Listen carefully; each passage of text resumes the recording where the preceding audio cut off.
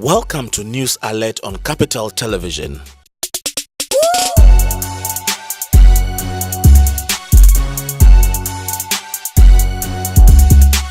Capital TV has been finding out views of parliamentarians and students on what they make on the $156 million loan facility the government of Ghana has secured to pursue educational projects, including the controversial sanitary pad component. Although the minority bloc voted against the loan facility, citing inflated costs and high consultancy charges, the majority side voted in favor of the facility, despite concerns raised by the minority.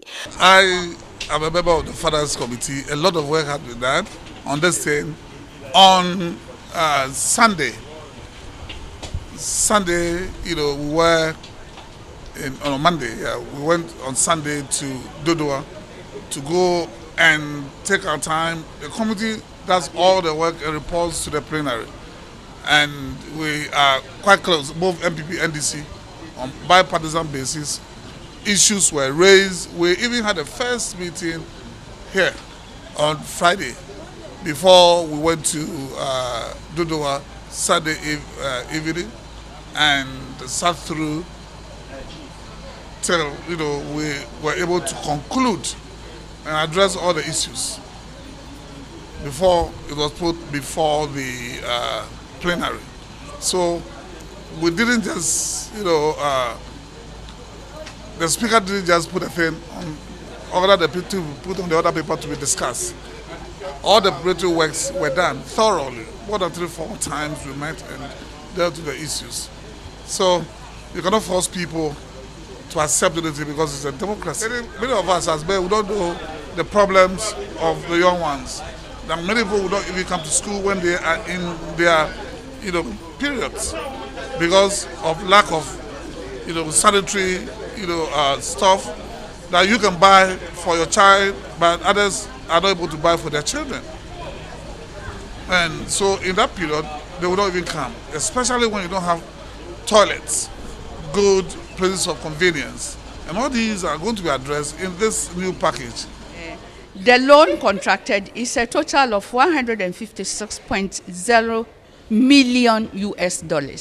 It has components for construction of 23 new senior high school, upgrading of existing 75 schools, expansion of 50 schools to increase capacity. What we are not in agreement with government, as you rightly said, is the inclusion of the item sanitary pad.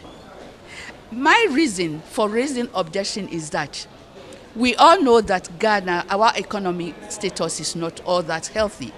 We have contracted the loans. Yes, these loans are contracted, but to be used for the purposes for which they are intended. Now, we have gone for this loan. We know we are willing to upgrade secondary school, which is mainly centered around infrastructure. And it will be so naive for our financiers to see our budget expenditure to see that we have included an item like sanitary pad.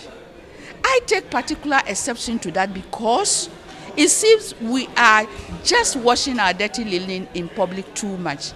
The whole world will know that we are so wallowing in abject poverty that even our girls, we cannot provide them with sanitary pads.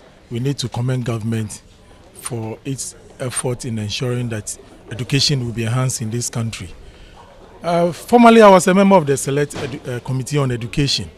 That was in my first term in Parliament.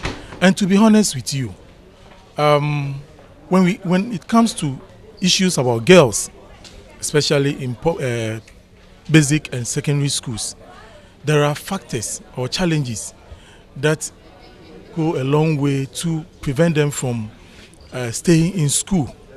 And one of the challenges that have been identified is the issue of toilet facilities. So if you could remember, government decided to ensure that toilet facilities were attached to every new project that was being done. Because, with our girls, they have a special situation whereby at the end of every month, by what God has designed, they have to menstruate. And in doing that, they need to have sanitary facilities. And we realized that most of our schools were not having those facilities. So as part of our recommendation as a select committee, we recommended that government should ensure that henceforth all school projects that are being built should include toilet facilities. And currently that is being done. Now, I was really surprised yesterday. For me, the issue at stake was not the sanitary pad issue. Because for me, I was really surprised that it was women who were kicking against that. And for me, it is a very big shame in the sense that if you are on the field as an educationist and you assess the reasons why girls don't come to school, mostly it's as a result of this menstrual cycle. I believe we are bringing in politics. Meanwhile, this is something that is going to help our young ones. And then at least not the people in Accra alone, those are the deprived areas. If you haven't been out there, you might think, yeah, Ghana is Accra alone. No, we have other 9 regions topping up to Accra and then make 10 regions.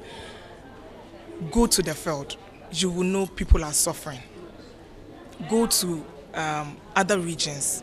I have been to Western region, I've been to Ashanti, BA and so on. Northern region is even worse. So someone or young girls are rushing these days to men just because of 1 city, 2 cities. Some people just want to get 1 city or 2 cities just to buy toilet. These days they use T-roll because they can't afford sanitary pad. So they use T-roll in order to at least make make them comfortable. The cloth that they use, I'm on saying that we normally call it, so it doesn't make them comfortable. So we have to understand what government is doing. This one we should put politics aside. My experience to we ladies, for me like this, I do sometimes have no money to buy some pad. So sometimes I use the toilet roll, and I think it will be very interesting. It will help with the students with the pad. It's good that you surprise the pad to the young ladies. Some parents they are poor, but some parents too, they have money. As we are ladies, everybody have his or his choice. So the government don't know. Some people may collect, but some people do not collect. But as for me, it's good that the government will surprise the poor people. The project forms part of the government's promise to build 200 new senior high schools across the country. Part of the loan facility will also be used as scholarship for students in deprived areas who may have difficulties in paying their fees.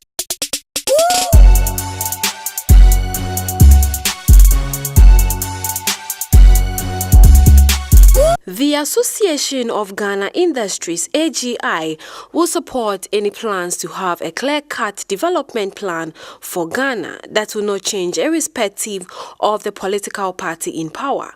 Currently, the country's political parties campaign on their various manifestos and seek to implement those manifesto promises when they win power. Thus, many development experts have noted has had severe impact on the growth and development of the country.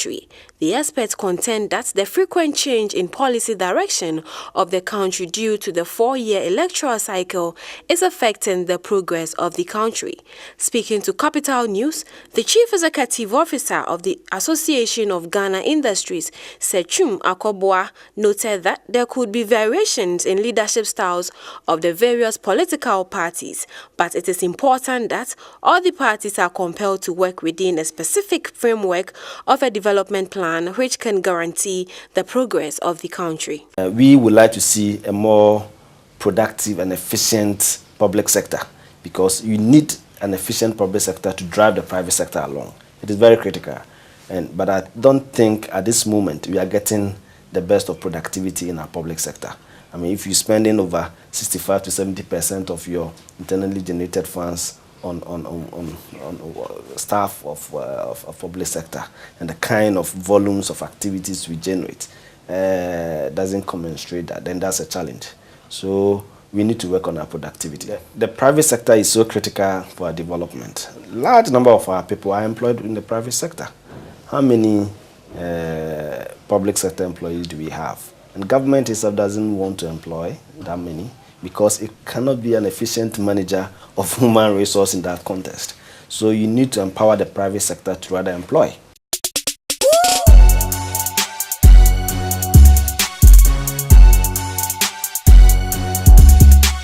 President of the Ghana Football Association, Kwesi Nyantakyi, has indicated that the focus of the administrators is to help the nation qualify for the African Cup of Nations tournament to be staged in Morocco. He said after a disastrous campaign in Brazil, the FA's management committees shall be reconstituted.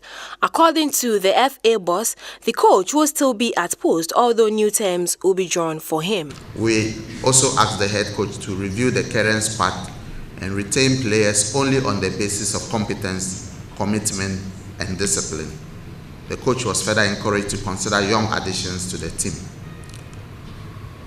Our discussions of the World Cup will not be complete without a glance into the future. From September 2014, Ghana will be playing qualifying matches for the African Cup of Nations. We are going to redirect our attention and focus towards first qualifying and most importantly, ensuring that we win the African Cup of Nations in Morocco. So a lot of changes will be made which will involve reviewing our practices and strategies and also looking at reviewing our management committees.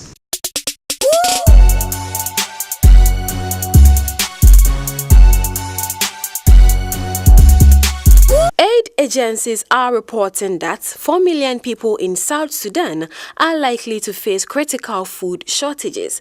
But the Disaster Emergency Committee says the cost of mounting an appeal to pay for aid might outweigh donations.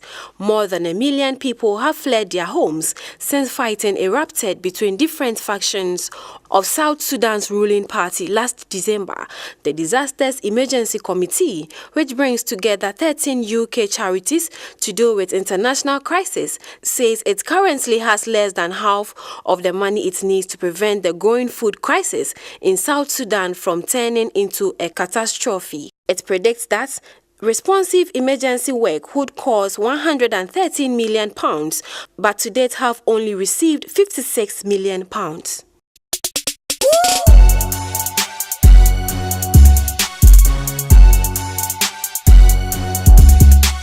Sultry singer Miss Bell has stated that she prefers to remain single for the rest of her life as she is convinced that marriage is not meant for her. According to the Awosome and Runaway hitmaker, although she is in a relationship, she has no plans to get married considering her fragile nature, adding that as a hard-working woman with 3 kids, she is doing fine. She said although she nearly got married this year, she declined the offer as she did not want to feel obliged to cook or perform chores for any man. She has meanwhile promised to release a single track before the year ends to satisfy her teeming fans.